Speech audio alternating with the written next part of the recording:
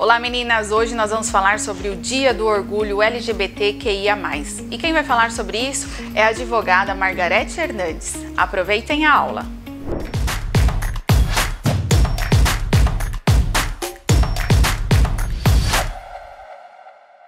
Olá, meu nome é Margarete Hernandes, eu sou advogada e sou também presidente da Comissão de Direito Homoafetivo e Gênero aqui da OAB no estado de Santa Catarina. Inclusive, agora recentemente fui reconduzida ao meu 4º mandato aqui no nosso estado e recentemente também fui nomeada presidente agora da comissão em nível nacional, que chama Comissão Especial da Diversidade Sexual e Gênero da OAB Nacional. Então, isso muito me honra, esse convite, e a gente tem um trabalho aí já há 10 anos na militância LGBT dentro da OAB. Essas comissões temáticas da OAB, elas já existem há algum tempo. E a nossa foi criada lá em 2011, 2012, quando o STF deu a sua primeira decisão em favor dos cidadãos LGBTI. Então, em 2011, nós tivemos a primeira decisão, que foi a decisão reconhecendo o casal homoafetivo, a união estável entre pessoas do mesmo sexo. Então, o STF entendeu, naquela época, em que um casal do mesmo sexo ele seria uma entidade familiar, né? Ele formaria uma família, ele reconheceu essa união estável. E logo em seguida, em 2013, o Conselho Nacional de Justiça, o CNJ, ele emitiu uma resolução, a resolução 175, em que essas uniões estáveis poderiam ser convertidas em casamento. Então, a partir de 2013, no Brasil, nós começamos a ter, então, uma autorização do Conselho Nacional de Justiça para os cartórios extrajudiciais para que celebrassem os casamentos homoafetivos, ou seja, casamentos entre pessoas, do mesmo sexo. Então, a partir de 2013, há quase 10 anos, nós temos o casamento aqui no nosso país. O casamento homoafetivo, ele é um casamento como outro qualquer, entre pessoas heterossexuais. Não tem nenhuma diferença. Corre a mesma papelada, as pessoas vão no cartório, solicitam a celebração do casamento, né? A partir de 2011, nós começamos a perceber um movimento na sociedade, né? Um movimento das pessoas homossexuais e das pessoas transexuais também se assumirem, né? Assumirem os seus relacionamentos, assumirem o seu gênero perante a sociedade, né? As pessoas começaram a se libertar daqueles padrões, né? Das caixinhas em que nós fomos criados, que é o padrão que a gente chama padrão cis heteronormativo, né? Cis que vem de cisgênero, né? A pessoa cisgênero é aquela pessoa que tem o corpo biológico que se coaduna com o seu gênero. Então, por exemplo, a pessoa nasce mulher, né? Nasce com uma vagina, e ela se entende como mulher, o gênero. Então, ela é uma pessoa cisgênero. Eu sou uma pessoa cisgênero, por exemplo, né? E a pessoa transgênero é aquela que nasce, elas dizem que nasceram no corpo errado, mas nasce num corpo biológico completamente equivocado ou divergente da sua identidade de gênero, do seu gênero, né? Então, às vezes, nasce um gênero completamente feminino de mulher num corpo masculino e um gênero completamente masculino num corpo feminino, que são os transexuais, os transgêneros. E hoje, essa letrinha T é a letra que mais necessita de atenção no nosso direito, né? Mas uma coisa que eu gostaria de deixar claro também, para quem está me assistindo aqui ou me ouvindo, é que no Brasil nós não temos a lei do casamento homoafetivo, nós não temos a lei da adoção, nós não temos leis. Todo o direito LGBTI, ele não está ainda positivado, ou seja, ele não existe no ordenamento jurídico vigente. O que nós temos são jurisprudência dos tribunais superiores, ou seja, nós temos decisões do STF, do Supremo Tribunal Federal. Então, decisões que são respeitadas nas outras instâncias, que obrigatoriamente são respeitadas. Então, nós não temos isso em lei ainda. Então, isso digamos assim, um atraso ainda para o nosso país e que ainda nos dá uma insegurança jurídica, né, para o cidadão LGBTI. porque vamos que, né, porventura, como o atual governo, por exemplo, o atual governo federal ele é completamente contra a família homoafetiva. Então, isso ele fala abertamente, todos falam. Imagine se a composição do STF muda para pessoas que pensam igual, né? Pode isso acontecer? Pode. É meio... A gente hoje pensa que isso ainda é uma coisa difícil de acontecer, mas pode. E mudando essa formação dos ministros com pensamentos retrógrados, conservadores, podem chegar e mudar essa decisão aí que a gente já tem. Então, a gente precisa ter um congresso progressista, um congresso que pense nesses cidadãos para que nós possamos realmente mudar essa realidade. Mas mudar com lei, né? Isso ter positivado em lei federal. Ou seja, que a família homoafetiva esteja presente no Código Civil brasileiro. Isso é uma necessidade premente, para que nós tenhamos ali todos os nossos direitos garantidos. Então, nós temos depois, no próprio ano de 2013, a ministra Carmen Lúcia também decide sobre a adoção homoafetiva, porque até então os homoafetivos, né, os homossexuais, eles adotavam sozinhos, né? Ou o homem gay ou uma mulher lésbica, ela tinha uma adoção, ela estava casada, ou melhor, ou estava junta, né, vivendo um relacionamento com uma outra mulher ou um homem com outro homem, eles tinham uma família ainda que não era reconhecida, e eles queriam ter filhos, né? Queriam adotar e não podiam adotar, né? Porque era somente a mulher, ou somente... Então, ou seja, era uma adoção por apenas um membro daquela família. Não poderia ser o casal, e sim um membro do casal. Então, isso era uma coisa, era um impeditivo, né? Que até era ruim para a própria criança, porque às vezes os casais poderiam se separar posteriormente, e como era só um que tinha o pátrio poder sobre aquela criança, né? Na separação ele não tinha direito de visita, ele não tinha direito, ele não podia exigir pensão alimentícia, ele não tinha direito de continuar amando aquele filho, criando aquele filho que adotou com aquele companheiro. E agora, com o reconhecimento, né, desde 2013, da adoção homoafetiva, o casal homoafetivo, ele fica numa fila de espera como o casal heterossexual, normal. Ele segue as mesmas regras. Não há nada que diferencie, não tem discriminação, né? Os casais homoafetivos adotam normalmente, a partir dessa decisão, em 2013, da ministra Carmen Lúcia, perante um caso concreto do nosso querido decano, Tony Reis, que é uma grande liderança do movimento LGBTI, né? Do Paraná, mora em Curitiba, ele adotou 3 crianças, que hoje já são 2 homens e uma mulher. Já são homens e mulheres, já estão grandes, né?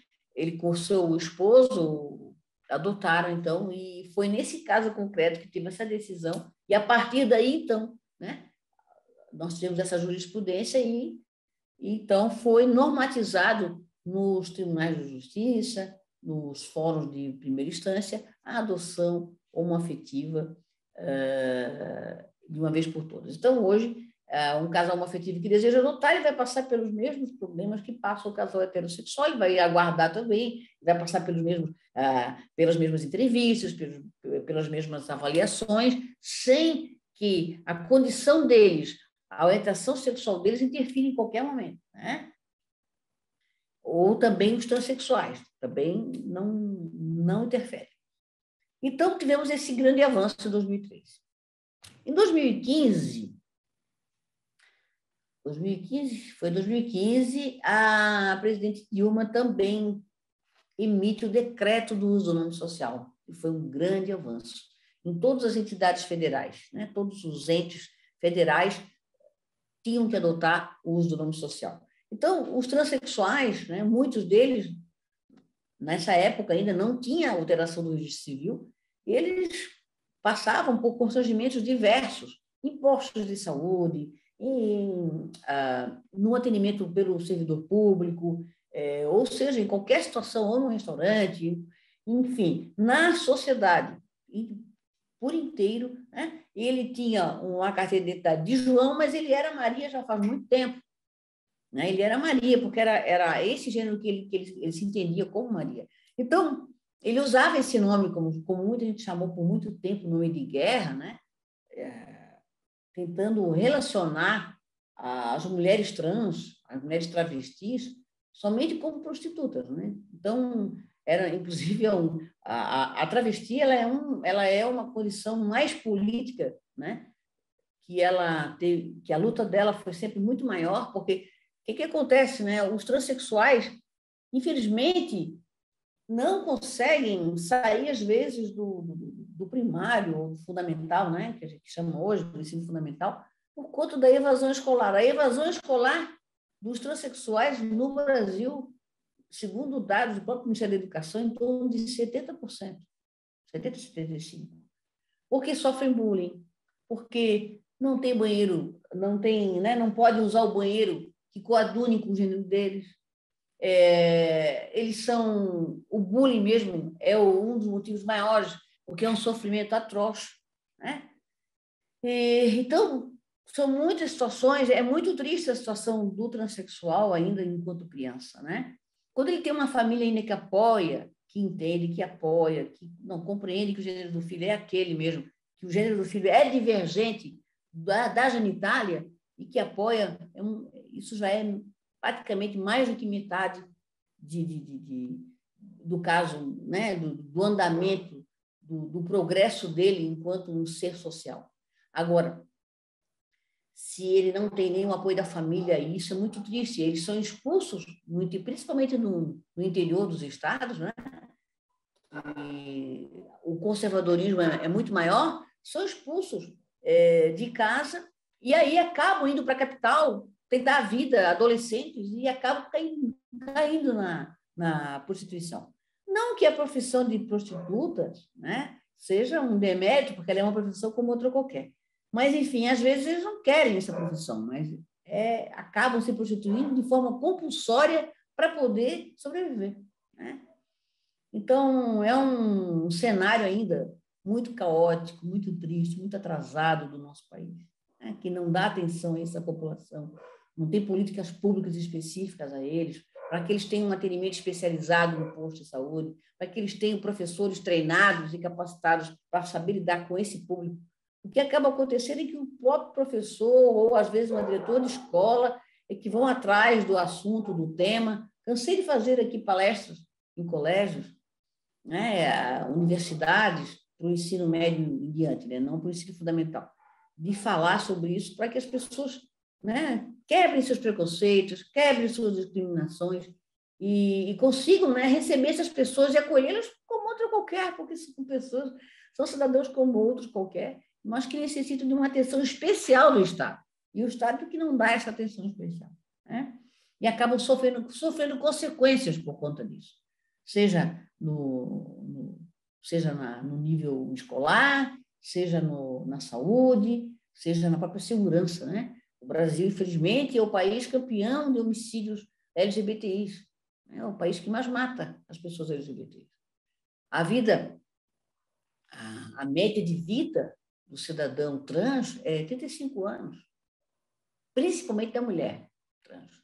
Ela é assassinada, e muitas delas assassinadas na prostituição por seus próprios clientes. Então, a gente tem aqui conhecimento, denúncias de diversos casos, que a gente trabalha há tantos anos, e a gente luta muito para que essa violência, né, se extingua e para que o Brasil perca esse título vergonhoso e triste, né, trágico, que nós temos aí, que nós ostentamos. Então, após nós temos a inclusão do nome social, que colaborou muito com a dignidade da pessoa humana desses cidadãos, dos cidadãos trans, o uso do nome social, foi também emitido no final do governo de 2017, a nova carteira de identidade, a lei da nova carteira de identidade, uma lei federal, foi até na saída do Temer, em que consta, né, a nova carteira de identidade tem um campo para o nome social. Então, hoje, a travesti que não fez, ou a transexual, ou o transexual, o cidadão trans também, que não fez a sua alteração do registro civil, lá no certidão de nascimento, ela pode usar o nome que ela tinha antes e o nome social. Então, e ela tem que ser tratada obrigatoriamente pelo nome social, né? Porque tem pessoas ainda que não aceitam e pedem, não, eu vou chamar pelo nome que está aqui. Não, mas tem que chamar, é o nome social. Porque o nome social, na verdade, ele é um apelido, ele é como a gente gosta de ser tratado. Eu, por exemplo, se eu tivesse que usar o nome social, é Marga. Todo mundo me conhece por Marga. É Marga, Marga para cá, Marga para lá. Claro, quem não tem intimidade comigo é Margarete, doutora Margarete, mas as pessoas aí, no final, acabam me chamando de Marga. Então, é um nome carinhoso, um nome que aproxima, que acolhe. Então, as pessoas trans, que, né, se eu me sinto homem trans, eu não quero que me chamem de Margarete, quero que me chamem de Paulo, né? Eu gosto do Paulo, Marco, sei lá, qualquer um outro nome masculino, porque eu me sinto assim. Eu me sinto... É uma questão de pertencimento social, né? Bem, tivemos, então, a inclusão do nome social em 2015. Começa em 2015, exatamente. Foi um ano antes da Dilma sair. E depois nós tivemos, em 2016, 2017, agora não estou lembrando aqui, mas nesse período para cá, nós tivemos alteração de registro civil, a 2018. Tivemos alteração de registro civil, uma decisão também do STF. Tudo que eu estou aqui falando são todas as decisões do Supremo Tribunal Federal. Temos uma decisão da alteração de registro civil sem a necessidade de laudo. Porque como é que funcionava antes? Quando uma travesti, ou uma transexual, ou um transexual, um cidadão trans, quisesse alterar o seu registro civil e o seu sexo, ele tinha que entrar com uma ação judicial, esperar uma decisão de primeira instância, tinha que levar laudos psicológicos, 2 tipos de laudos, para que o juiz se convencesse que ele era de outro gênero, né? E assim pudesse alterar o seu nome e o seu gênero na certidão de nascimento.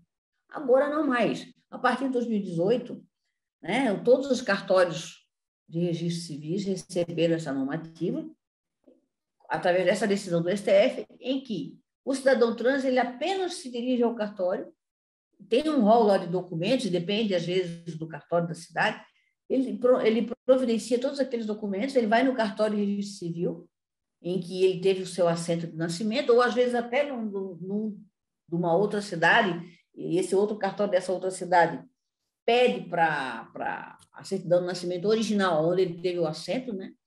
E eles, então, é averbado, na sua própria certidão de nascimento, é averbado ali, né? Tipo, vamos supor que eu tivesse feito a transição, né? Fosse um homem trans hoje. Então, eu iria colocar lá, né? Eles pegariam a minha certidão de nascimento, que está lá, Margarete Fernandes, e colocariam, averbariam o seguinte: a partir de tal data, passa a se chamar Paulo Hernandes. Então, eu alterei meu registro civil. Eu faço uma nova carteira de identidade em que não aparece mais a Margarete, só aparece o Paulo. E aí eu faço a transição hormonal, faço mastectomia, redução de quadril, barba e tal, e realmente ninguém vai saber, né, se vai ter esse meu passado não fica mais aparente. Está lá só na minha certidão de nascimento, porque a carteira de identidade ela vai estar já com o meu nome e ninguém vai saber que eu sou cidadão trans ou não. Agora, quem não faz a alteração de registro civil e somente só usa nome social, aí vai ter os 2 nomes lá. Aí a pessoa vai saber, realmente, né? Então, essa é a diferença do nome social e para a alteração de registro civil, né? Alteração de registro civil, você passa a ser outra pessoa e outro sexo, vai mudar ali. Gênero masculino, Paulo Hernandes, né? Se eu quisesse só usar nome social, ficava tudo normal, Margarete Fernandes, sexo feminino, nome social, Paulo. Então, essa é a diferença, né? Muita gente confunde nome social com alteração de registro civil. Então, a partir de 2018, a gente teve esse avanço, né? Em que a Argentina foi um dos primeiros países, e qualquer pessoa pode chegar lá, sem precisar estar com a aparência alterada, vai lá e muda o seu nome e o seu gênero, porque ele se entende assim, né? E sem necessidade de laudo no Brasil também. Então, isso foi um grande avanço. Os Estados Unidos, por exemplo, exige laudo, né? Veja, e no Brasil não. Então, foi um grande avanço do nosso Poder Judiciário. O Poder Judiciário, graças a Deus, nós temos muitos avanços para a nossa população, né? porque o nosso poder legislativo é ainda extremamente conservador e retrógrado. Nós temos o Congresso mais retrógrado de todos os tempos atualmente. Esperemos que a gente, esse ano, vote bem no Congresso Nacional, porque todo mundo se preocupa muito com o presidente, a gente tem que se preocupar com o legislativo, porque eles comandam todas as decisões, eles comandam as leis, né? Então, se o presidente veta, mas volta para eles de novo. Então, a gente tem que saber que quem tem a força de mudar uma sociedade e de avançar é um Congresso, é o legislador, e não somente o presidente, né? Assim também, eu digo, nas assembleias legislativas dos estados e nas câmaras de vereadores nos municípios. Enfim, tivemos esse avanço. Depois nós temos uma situação aqui muito semelhante também à dos Estados Unidos, em que a doação de sangue, os homossexuais eram proibidos de doar sangue. Não existia uma normativa dizendo assim, homossexuais são proibidos de doar sangue. Não. Era uma normativa da Anvisa e do Ministério da Saúde, em que dizia o seguinte, que os homens que se relacionaram sexualmente com outros homens, nos últimos 12 meses, não podem doar sangue. Ora, veja. Né? Como que um homem gay vai ter que entrar para o celibato no último ano, né? Nos últimos 12 meses não poderia ter tido nenhuma relação sexual com outro homem. Então, existia uma discriminação, né? Como se os homossexuais fossem promíscuos e os héteros não. Né? Quantos homens héteros têm vida dupla, vida bissexual, né? Não assumida? Muitos homens casados, héteros, têm esse tipo de vida. E eles iam lá e podiam doar, porque eram casados com uma mulher, então ele é hétero. Mas os homens casados com outros homens não podiam doar sangue, porque a gente entendia que existia. Eu uma vez fui para um debate, eu não sou médica, não é a minha área, mas eu fui para um debate em que os médicos diziam que a probabilidade, a janela imunológica ali do homossexual, dos homossexuais, tinha muito mais facilidade de contrair, de contaminar do que o sangue eu disse, olha, eu desconheço. Como que a Anvisa vai saber quem que realmente teve sexo com o homem ou não teve? Um outro homem? Quer dizer que se ele chega afeminado e diz que é gay, então ele teve. E se ele não tem nenhuma característica efeminada, se ele não se assume como gay, mas tem relacionamentos de forma oculta, tem vida privada diferente daquela em que ele se assume na sociedade, esse pode. Né? Então, o voto do Fachin, foi o ministro Fachin que deu esse voto favorável, ele diz isso, né? Ele diz que não dá para a gente discriminar e não está escrito no sangue ali quem é promíscuo, quem não é promíscuo, e também, ou dizer que sangue homossexual tinha um maior teor de contaminação do que o sangue de um heterossexual. Né? Até porque eles querem falar, eles sempre relacionam ao sexo anal. Só que quantas mulheres praticam sexo anal com homens? Quer dizer, né? Então, a coisa era bem complicada. Então, isso caiu, né? A Anvisa caiu. Hoje, homossexuais podem doar sangue, né? Respeitando ali os critérios, ou os outros critérios normais que os outros heterossexuais respeitam, eles podem doar sangue também. Então, foi uma decisão importante, porque muitas vezes, muitos homossexuais, muitos homens fortes deixavam de doar o banco de sangue, precisando de sangue, porque um homossexual não podia doar sangue. Né? Absurdo. Uma travesti não podia doar sangue. Né? Então, esse foi um outro grande avanço que tivemos.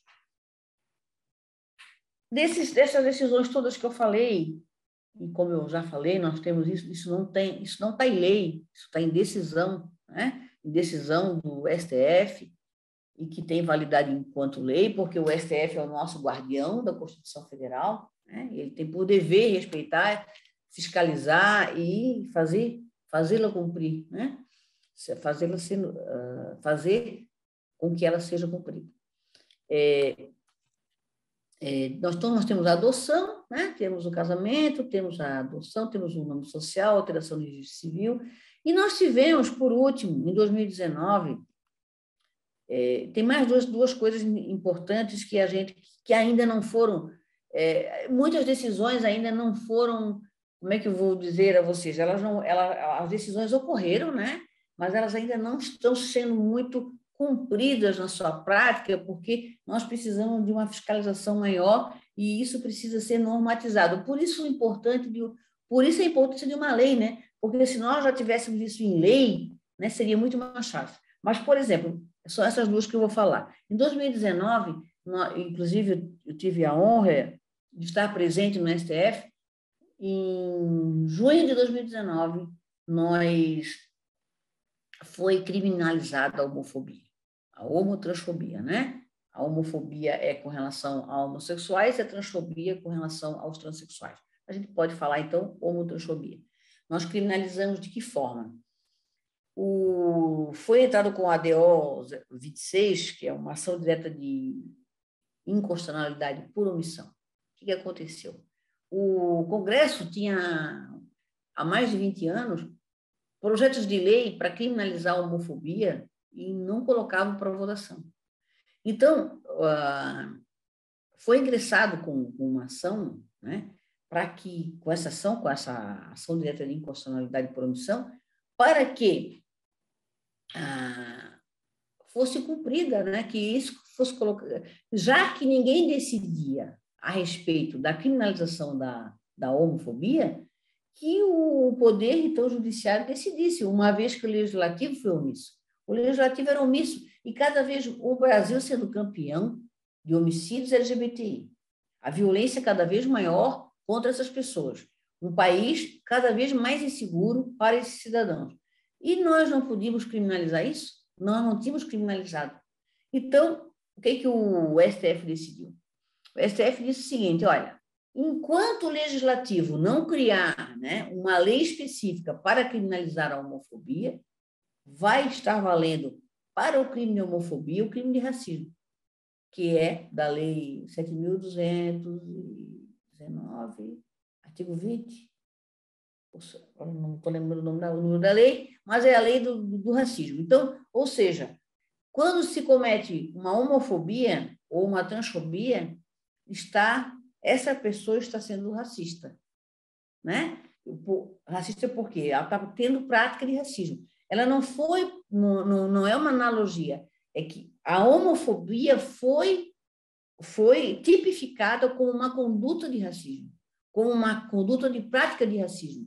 Então, quem pratica homofobia, é a mesma conduta, é a mesma pena da prática de racismo. E o racismo é imprescritível e inafiançável. Então, ele não tem prescrição, pode ser a qualquer tempo, né? Você pode cobrar isso. E como ela é uma ação pública condicionada, né, à representação, alguém pode representar e o Ministério Público vai seguir, né, com essa ação, porque é uma ação pública, né? Porque o crime de racismo é. Então, nós tivemos a homotransfobia criminalizada em 2019, certo? Que foi também um grande avanço, uma grande vitória lá no STF. Então, hoje, quando algum homossexual ou algum travesti ou transexual for, né, violentado moralmente ou fisicamente, né, qualquer crime cometido, ou até o homicídio, esse crime também vai ser tipificado como um crime de racismo, lá no artigo 20 da lei de racismo, né? Então, enquanto o legislativo não criar uma lei específica, vai ser utilizada, ela foi entendida, né? Assim como o semitismo também foi entendido, incluso ali na lei de racismo. A criminalização ainda tem algumas delegacias que ainda não compreendem isso ainda está sendo, mas já está sendo cumprido por muitos casos, já estão sendo levados para... Essa é a orientação que eu dou, enquanto presidente da comissão da OAB, né? Que a vítima se dirija a uma delegacia e diga, olha, eu fui acometido por um crime de homofobia. Então, eu preciso que isso seja denunciado conforme a decisão do STF, que é um crime de racismo, né? Isso precisa ficar muito claro. E aí tem prisão, né? Não tem fiança, e a pessoa vai responder o crime.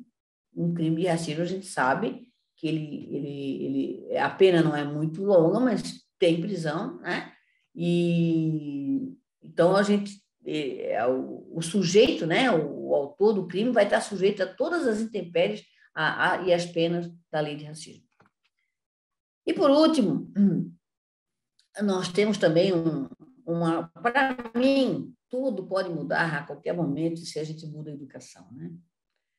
A sociedade, ela tem como base, né, as suas transformações sociais, elas ocorrem na educação. Quando a educação não acompanha as transformações da sociedade, né, a sociedade acaba sofrendo essas consequências com a violência, com os crimes, contra essas pessoas que mudam seus costumes, alteram os costumes e não é reconhecido por uma sociedade na sua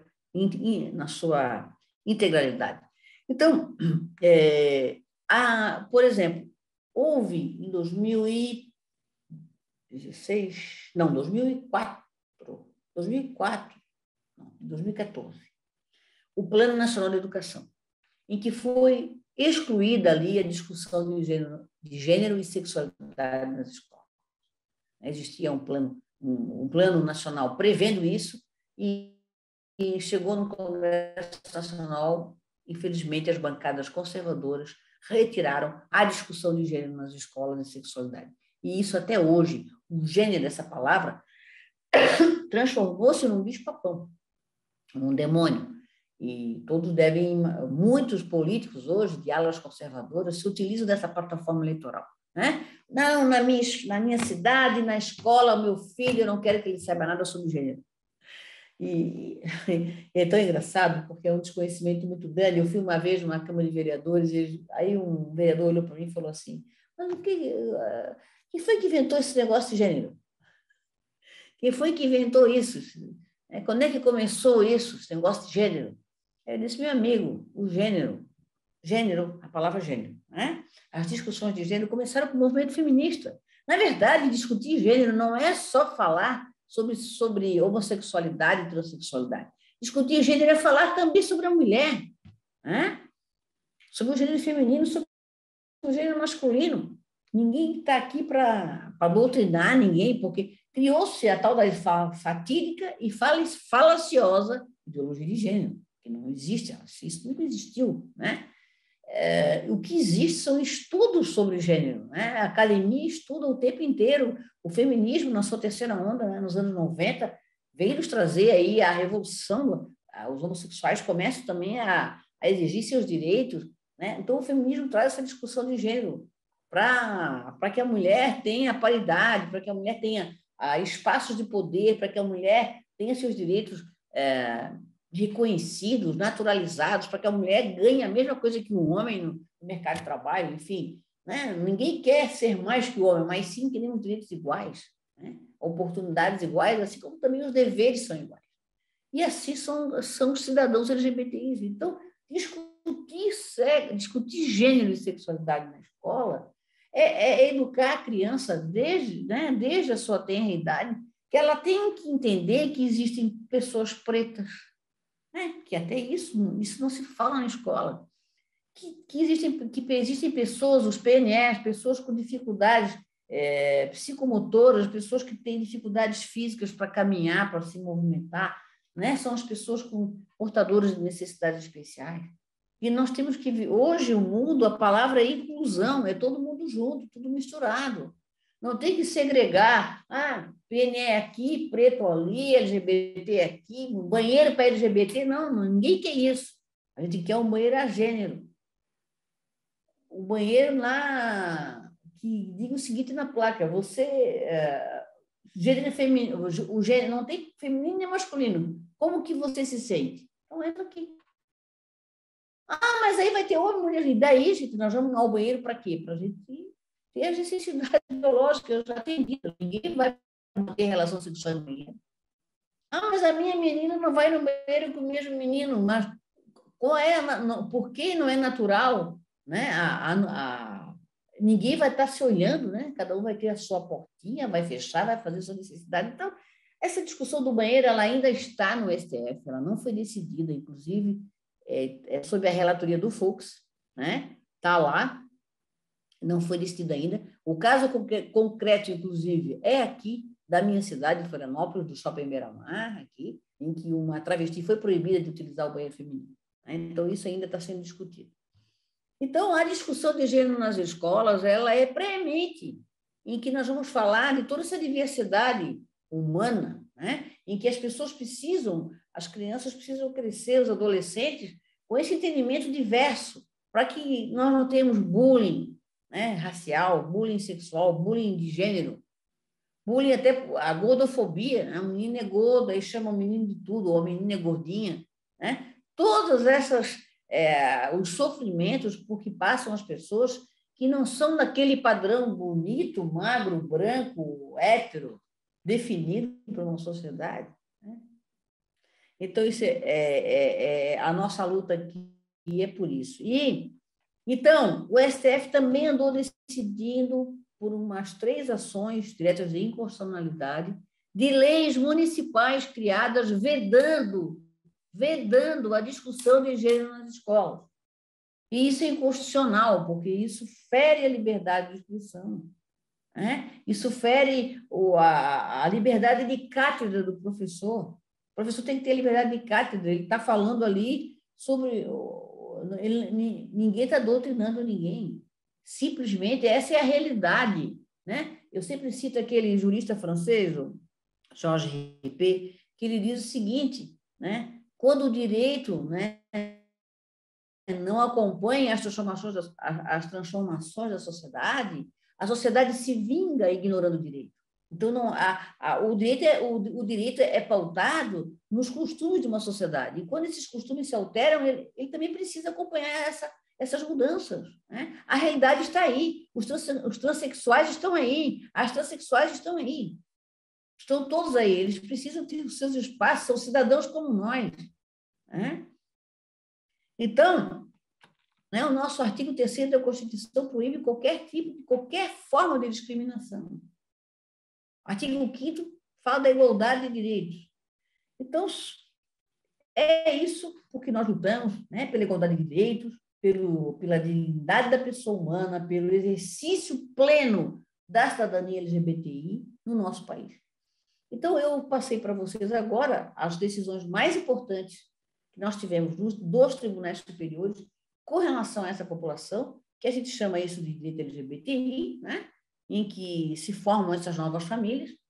Nós teríamos muitas outras coisas para falar, mas essas são as mais importantes, né? Que nós temos que mudar, e nenhum município pode vedar uma escola de falar sobre o cidadão LGBTI, né? Ideologia de gênero é uma falácia, foi criada pelos próprios conservadores para que não houvesse essa discussão de gênero, né? Enquanto se omite o abuso sexual dentro das próprias famílias, que são praticados por padrastos, por pais, por tios, por vizinhos, por padrinhos, por pessoas que estão próximas e não dentro da escola. E isso é uma discussão gigante. Então, nós temos que nos preocupar com uma sociedade justa, igualitária e fraterna, para que todos cresçam sabendo que existe essa diversidade inteira e que toda essa diversidade deve ser respeitada.